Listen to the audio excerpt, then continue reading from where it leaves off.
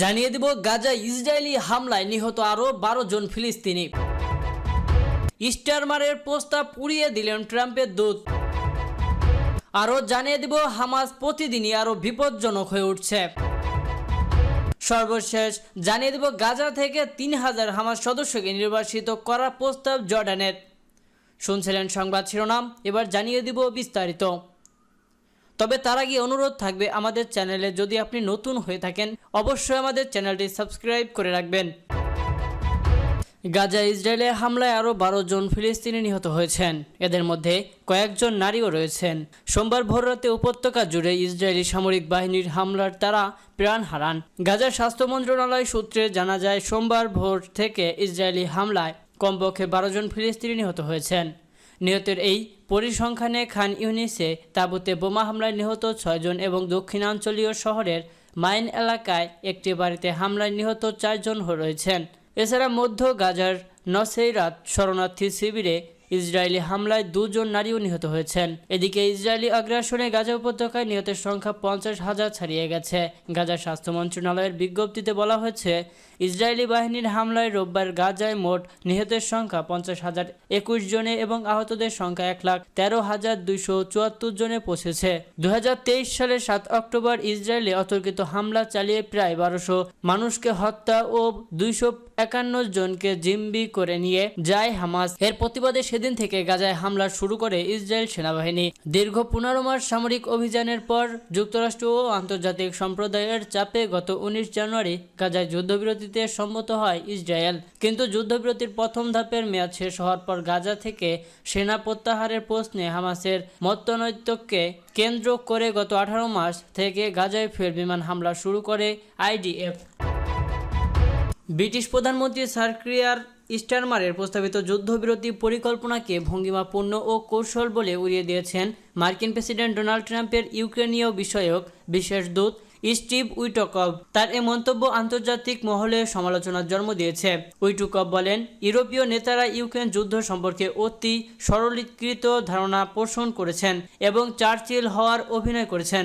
সাংবাদিক টাকার কালসনকে দেওয়া এক সাক্ষাৎকারে উইটকভ রুশ প্রেসিডেন্ট ভ্লাদিমির পুতিনের প্রশংসা করে বলেন, আমি তাকে খারাপ ব্যক্তি হিসেবে দেখি না, তিনি অত্যন্ত বুদ্ধিমান। তবে উইটকভের কিছু বক্তব্য নিয়ে তীব্র বিতর্ক তৈরি হয়েছে। এদিকে সৌদি আরবের রাশিয়া ও ইউক্রেনের মধ্যে যুদ্ধবিরতির আলোচনার আগে কিয়েভে রুশ ড্রোন হামলায় 3 জন নিহত এবং 8 জন আহত হয়েছেন বলে জানিয়েছেন ইউক্রেনীয় কর্তৃপক্ষ। রয়টার্সের খবরে বলা হয়েছে, ট্রাম্প বলছেন, রাশিয়া ইউক্রেন যুদ্ধের উত্তেজনা আরও বেড়ে যাওয়া নিয়ন্ত্রণ রাখার চেষ্টা কিছুটা সফল হয়েছে। রাশিয়ার প্রেসিডেন্ট ভ্লাদিমির পুতিন এবং ইউক্রেনের প্রেসিডেন্ট ভ্লাদিমির জেলেনস্কির সঙ্গে যুক্তিসঙ্গত আলোচনার মাধ্যমেই এ যুদ্ধের সমাধান সম্ভব বলে মন্তব্য করেছেন ট্রাম্প। দ্য গার্ডিয়ান জানায়, জেলেনস্কি রাশিয়ার অব্যাহত হামলা নিয়ে উদ্বেগ প্রকাশ করেছেন। তার মতে, রুশ হামলা এবং ইউক্রেনের প্রতিদিনের বাস্তবতা হয়ে দাঁড়িয়েছে। আন্তর্জাতিক সম্প্রদায়ের প্রতি আহ্বান জানিয়ে তিনি বলেন, রুশ হামলা বন্ধ ও যুদ্ধের সমাপ্তির জন্য মস্কোর উপর আরও চাপ প্রয়োজন। ইউক্রেনের নিরাপত্তা জোরদার, আরও বিমান প্রতিরক্ষা ব্যবস্থা ও আন্তর্জাতিক সহযোগিতার প্রয়োজনীয়তার কথাও তুলে ধরেন তিনি। সিএনএন জানায়, ইউরোপের নিরাপত্তা পরিস্থিতির পরিবর্তনের প্রেক্ষাপটে জার্মানি তাদের সামরিক বাহিনী শক্তিশালী করার পরিকল্পনা নিয়েছে। নতুন চ্যান্সেলর ফ্রিডরিখ মার্জ ঘোষণা করেছেন, দেশটির জার্মানি সশস্ত্র বাহিনী আধুনিকায়নে দ্বিতীয় বিশ্বযুদ্ধ ও পরবর্তী সবচেয়ে বড় বিনিয়োগ করবে। সামরিক খাতে বাজেট বাড়ানোর জন্য সংবিধান সংশোধন করছে জার্মান সংসদ, যেখানে আগামী 10 বছর 600 বিলিয়ন ইউরো ব্যয়ের পরিকল্পনা করা হয়েছে। ফিলিস্তিনি প্রতিরোধ আন্দোলনের হামাস তার যুদ্ধ কৌশল পরিবর্তন করছে এবং অবিরামভাবে অনুশীলন করছে, যার ফলে সশস্ত্র গোষ্ঠীটি প্রতিদিন আরও বিপজ্জনক হয়ে উঠছে। ইসরায়েলের নোটিভোটের বাসিন্দা রাফায়েল হায়ন এই কথাগুলো বলেছেন। তিনি এর আগে 2023 সালে হামাস ও ইসলামিক জিহাদের মধ্যে যোগাযোগের বিষয়ে আইডিএফকে সতর্ক করেছিলেন। 2023 সালে হায়ন তার বাড়ির ভেতরে স্থাপিত একটি গোয়েন্দা সেলের মাধ্যমে হামাস এবং ইসলামিক জিহাদের যোগাযোগ সম্পর্কে জানতে পারার পর গাজা উপত্যকায় সামরিক কার্যকলাপ সম্পর্কে ইসরায়েলি নিরাপত্তা কর্মকর্তাদের অবহিত করেছিলেন। পরে হায়নের আড়িপাতার সরঞ্জাম আইডিএফ বাজেয়াপ্ত করে এবং দাবি করে তার কার্যকলাপ ওই এলাকায় যুদ্ধ বাহিনীকে বিপন্ন করে তুলছে। সোমবার ইসরায়েলি সংবাদপত্র মারিফকে হায়ন বলেন, এই মুহূর্তে হামাস অবিরাম প্রশিক্ষণ দিচ্ছে, মূলত ভূগর্ভে এবং এমন জায়গায় যেখানে আপাতত আইডিএফ কাজ করছে না। তারা কেবল প্রশিক্ষণই দিচ্ছে না, তাদের পদমর্যাদার জন্য বিপুল সংখ্যক নতুন লোক নিয়োগ করেছে। হামাস কি আবারও যুদ্ধ শুরু করবে নাকি? হায়ান বলেন, আমি যা শুনেছি তা থেকে তারা কখনো জানে না যে পূর্ণ তীব্রতার সাথে যুদ্ধে ফিরে আসার ক্ষেত্রে কি হবে, কিন্তু এই মুহূর্তে তারা এটিকে অগ্রাধিকার হিসেবে বিবেচনা করছে না। যতক্ষণ পর্যন্ত তাদের হাতে জিম্বি থাকবে ততক্ষণ পরিস্থিতি অপরিবর্তিত থাকবে। বর্তমানে তাদের কাছে যে শক্তি রয়েছে তা হলো জিম্বিদের। তারা জানে না যে এটি তাদের জীবিত রাখবে এবং ইসরায়েলি বাহিনী সেই স্থানে আক্রমণ করে না। হায়ানের দাবি, হামাসের কার্যক্রমের ধরন ব্যাপকভাবে পরিবর্তিত হয়েছে। তিনি বলেন, হামাসের যা পরিবর্তন হয়েছে তা হলো তারা আগে ভূমির উপরে যুদ্ধ করত এবং এখন তারা কেবল মাটির নিচে যুদ্ধ করে। তারা খুব কম প্রকাশ্যে আসে। তারা প্রতিটি যোদ্ধাকে একটি ক্যামেরা রাখতে বলে যাতে তারা রিয়েল টাইমে সবকিছু রেকর্ড এবং সম্প্রচার করতে পারে। ইসরায়েলি নাগরিক আরও বলেন, তারা প্রতিদিন এমনভাবে অস্ত্র পাচার করে যা আইডিএফ শনাক্ত করতে পারে না। গাজা থেকে ৩,০০০ হামাস সদস্যকে নির্বাসিত করা প্রস্তাব জর্ডানের। জর্ডান গাজা থেকে ৩,০০০ হামাস সদস্যকে নির্বাসিত করা প্রস্তাব দিয়েছে, যা চলমান ইসরায়েলি যুদ্ধের সমাপ্তি আনতে সাহায্য করতে পারে। মিডল ইস্ট আই এর খবর অনুযায়ী এই প্রস্তাবে হামাসের সামরিক ও বেসামরিক নেতা ও সদস্যদের নির্বাসিত করার কথা বলা হয়েছে।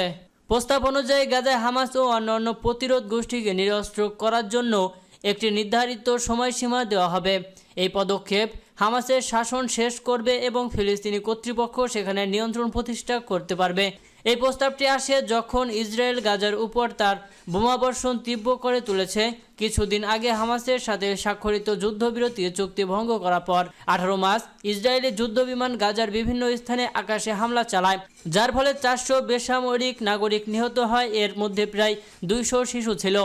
এরপর থেকে গাজায় ইসরায়েলি হামলা অব্যাহত রয়েছে এবং আরও 300 ফিলিস্তিনি নিহত হয়েছে। 2023 সালের অক্টোবর থেকে ইসরায়েলি বাহিনী মোট 50,000 এর বেশি ফিলিস্তিনিকে হত্যা করেছে, যার মধ্যে প্রায় 18,000 শিশু রয়েছে এবং 1,13,000 এর বেশি মানুষ আহত হয়েছে বলে ফিলিস্তিনি স্বাস্থ্য মন্ত্রণালয় জানিয়েছে।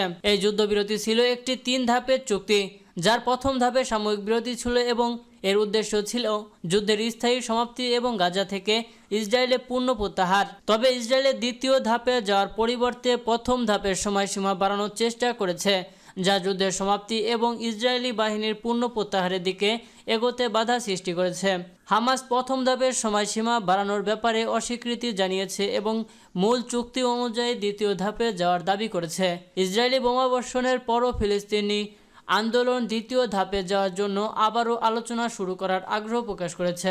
মধ্যপ্রাচ্য বিষয়ক যুক্তরাষ্ট্রের বিশেষ দূত স্টিভ উইটকফ, যিনি প্রথম চুক্তিটি প্রচারের জন্য সাহায্য করেছিলেন, শুক্রবার টাকার কালসনের সঙ্গে একটি সাক্ষাৎকারে বলেছেন, হামাস গাজা শাসন করতে পারে না এবং তাদের নিরস্ত্র হওয়া উচিত। ইসরায়েল ও যুদ্ধ শুরু হওয়ার পর থেকে একাধিকবার হামাস নেতাদের গাজা থেকে নির্বাসিত করার প্রস্তাব দিয়েছে, যাতে যুদ্ধ থামানোর জন্য একটি চুক্তি করা যায়।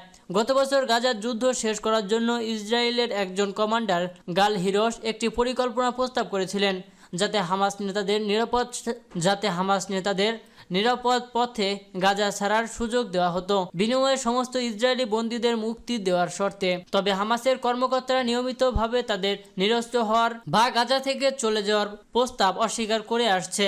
তাদের দাবি যে যতদিন ইসরায়েলি দখল থাকবে ততদিন তারা অস্ত্র ধারণ করবে।